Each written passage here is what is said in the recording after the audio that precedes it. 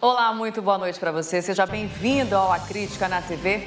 E a gente já começa essa edição falando que a Justiça concedeu a liberdade provisória ao vereador de Iranduba, Pedro Paulo Castro de Almeida, do PROS.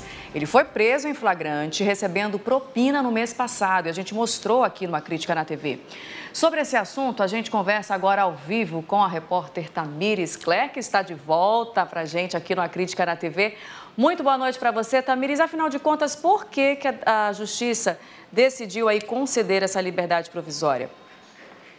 Oi, Nayandra, boa noite para você, boa noite a todos que nos acompanham na Crítica na TV. Olha, a Justiça se apoiou, na verdade, em um argumento dado pelo próprio Ministério Público de que não havia razão para manter o vereador preso, manter a prisão provisória que tinha sido concedida no dia 21 do mês passado. Então, ele estava preso lá no Centro de Detenção Provisória, o CDPM, lá no quilômetro 8, aqui em Manaus, e estava preso desde o dia 19, porque ele foi preso em flagrante, depois de estar negociando uma alta quantia, né? Porque ele tinha acertado com o prefeito que iria ganhar esse dinheiro, pediu essa propina do prefeito, R$5.000 foi o que ele recebeu nessa vez, mas ainda iria receber outros R$5.000 para aprovar projetos lá na Câmara dos Vereadores em Iranduba. Isso chamou a atenção, o prefeito da cidade, né, o Francisco Gomes, que é conhecido como Chico Doido lá na cidade, ele concordou em colaborar com as investigações do Ministério Público e acabou sendo gravado, e por isso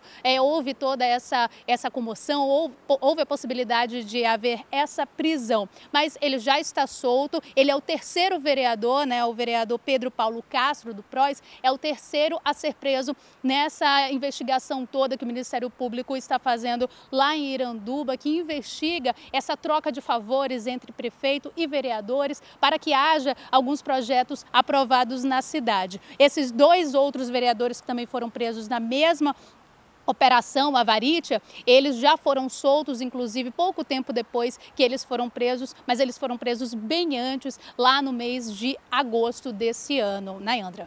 Tá certo, Tamires, muito obrigada pelas suas informações. Então tá aí os vereadores envolvidos na Operação Avarítia, envolvidos com esse esquema supostamente de propina no município de Iranduba, vão responder ao processo em liberdade.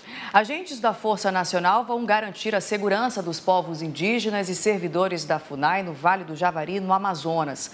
Os militares devem permanecer na região por até 180 dias, a contar da próxima sexta-feira, dia 8. Nesta área foram registrados diversos conflitos e até um funcionário da Fundação Nacional do Índio foi morto. Na semana passada, a União foi multada pela Justiça Federal por não criar um planejamento para a proteção dos indígenas no Vale do Javari, localizado no município de Tabatinga. A portaria assinada pelo ministro da Justiça, Sérgio Moro, foi publicada hoje no Diário Oficial. O Vale do Javari é a segunda maior demarcação de terra indígena do país e é definida por especialistas como a mais importante de índios isolados do Brasil. Pelo menos 2 lojas do centro da cidade foram notificadas hoje de manhã durante a Operação Presente Seguro, deflagrada pelo Instituto de Pesos e Medidas. Até o dia 18 deste mês, os fiscais do IPEM vão visitar vários estabelecimentos comerciais da região metropolitana que vendem produtos relacionados ao período natalino, como brinquedos, peças de ornamentação e alimentos.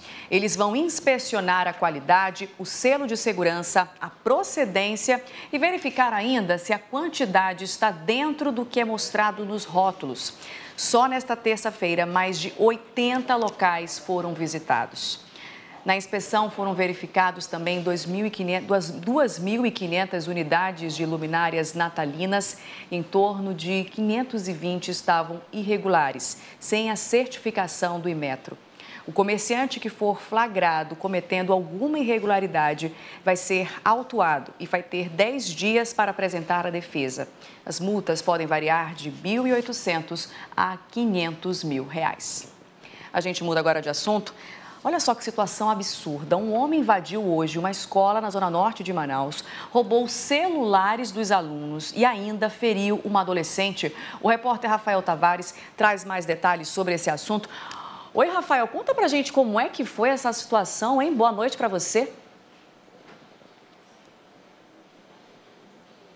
Boa noite, Nayandra. Boa noite para quem acompanha o A Crítica na TV. Olha, uma situação bastante complicada, viu?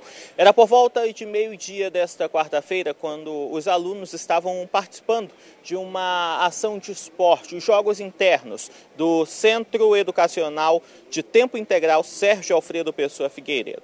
Durante essa participação nesses jogos, um homem, ainda não identificado pela polícia, pulou o muro do ambiente escolar e abordou um grupo de alunos que estava passando ali próximo de onde ele usou para entrar na escola. Foi então que ele anunciou o assalto. Essa adolescente de 12 anos, que teve o celular levado, no primeiro momento não acreditou, porque achou que se tratava de uma brincadeira, já que estava em um ambiente escolar. Entretanto, esse homem, de forma truculenta, tomou o celular da mão dessa adolescente de 12 anos e, em seguida, a golpeou com uma espécie de canivete na região do tórax. Foi então que, depois de ainda realizar um pequeno arrastão e pegar outros celulares de quem estavam juntos dessa adolescente, ele voltou a pular o muro e daí ele então fugiu.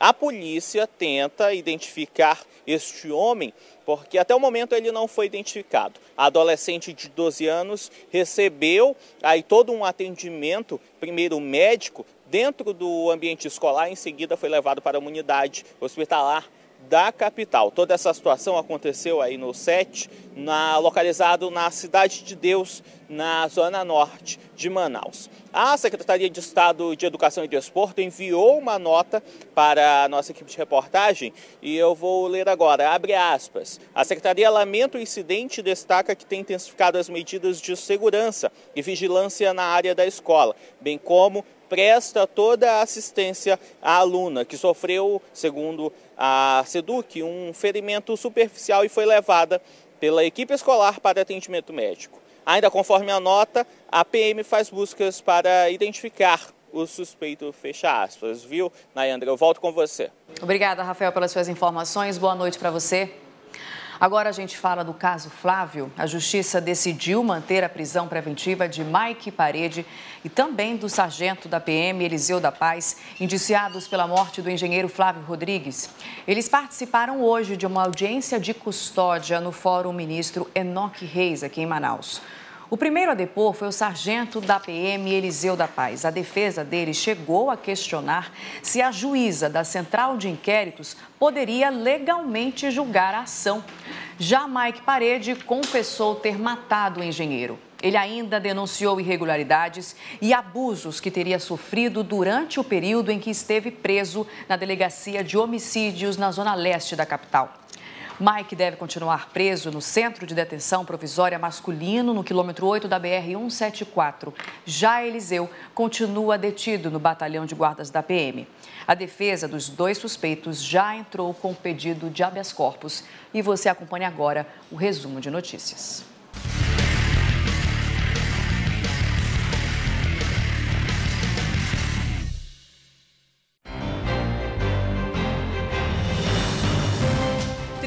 Famílias que foram retiradas de áreas de risco na comunidade da Sharp, na Zona Leste, começaram a ser indenizadas.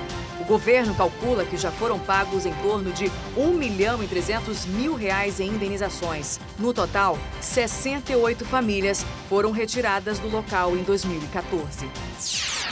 Uma empresa de consultoria foi multada em mais de R$ 30.000 por avançar em uma área verde no conjunto Renato Souza Pinto 2, na Cidade Nova, Zona Norte. Além da autuação, a empresa foi notificada a apresentar em 20 dias um plano de recuperação da área degradada.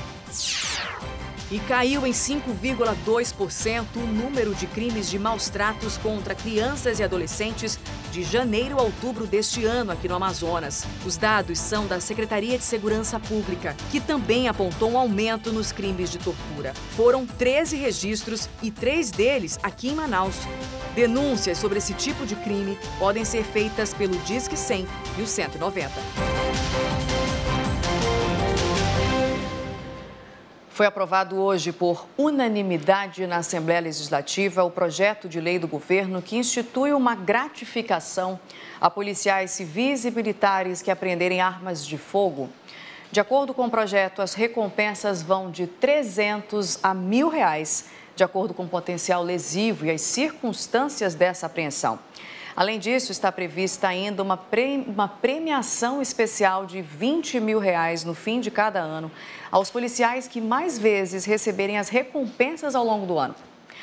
A Secretaria de Segurança Pública justificou a medida como forma de ajudar a retirar de circulação o maior número possível de armas de fogo e, com isso, coibir outros crimes. Só este ano, até setembro, foram apreendidas mais de 1.700 armas. Agora, o projeto vai para a sanção do governador Wilson Lima. Um projeto de lei enviado essa semana à Câmara dos Deputados tem causado polêmica. A proposta desobriga as empresas a contratarem pessoas com deficiência no Brasil. Aqui no Amazonas, o Ministério Público do Trabalho já criticou essa alteração do governo federal. O projeto prevê alterações nas políticas de habilitação e reabilitação e altera a lei das cotas. Se aprovado, as empresas podem substituir a contratação pelo pagamento de um valor correspondente a 2 salários mínimos mensais. Pela nova legislação e alterações, as inconstitucionalidades elas são latentes, sendo porque violam a Convenção sobre os Direitos da Pessoa com Deficiência, além de princípios já consagrados na nossa Constituição. Foi retirado o parágrafo do artigo 93 que fala que uma empresa que já, se ele atingiu a cota, né, e atingiu um pouco a mais do que aquela cota, que é muito difícil, se ele demitir aquela pessoa, ele só pode demitir mediante a contratação de outra pessoa. Então, esse parágrafo ele foi excluído. O projeto ainda aponta que uma deficiência grave vai valer por 2 cotas para as empresas e até os aprendizes vão poder ocupar as vagas dos PCDs. A gente vai dizer o quê? Que o contrato de aprendizagem não é importante? Super importante. Só que um contrato de aprendizagem ele tem um prazo limitado, enquanto que o contrato da pessoa com deficiência, né, que a gente busca efetivamente a inclusão daquela pessoa no ambiente de trabalho, a ideia é que ela seja ocupante de um contrato por prazo indeterminado. No Amazonas, o Ministério Público do Trabalho lançou em julho um projeto de inclusão de PCDs no mercado. Das 100 empresas participantes, apenas 17 fizeram contratações. Ao contrário do Ministério Público do Trabalho, que repudiou as inconstitucionalidades, o governo Bolsonaro justificou que a medida é necessária porque hoje apenas metade das 768 mil vagas asseguradas por lei estão preenchidas em todo o país. Além disso, empregadores de municípios pequenos podem não encontrar um número suficiente de pessoas com deficiência. O presidente da Associação dos Deficientes Físicos do Amazonas considerou as alterações da lei das cotas uma injustiça. Graças a Deus que ela vai passar nas 2 casas, né, na Câmara Federal e no Senado. E nós vamos fazer todos os esforços, não só a DEFA, mas o Brasil todo. Nós vamos nos manifestar para uma correção. Tem um ditado que diz, nada sobre nós sem nós. Esse governo não chamou ninguém para bater um papo. Trouxe técnico que visa dinheiro e injustiça social.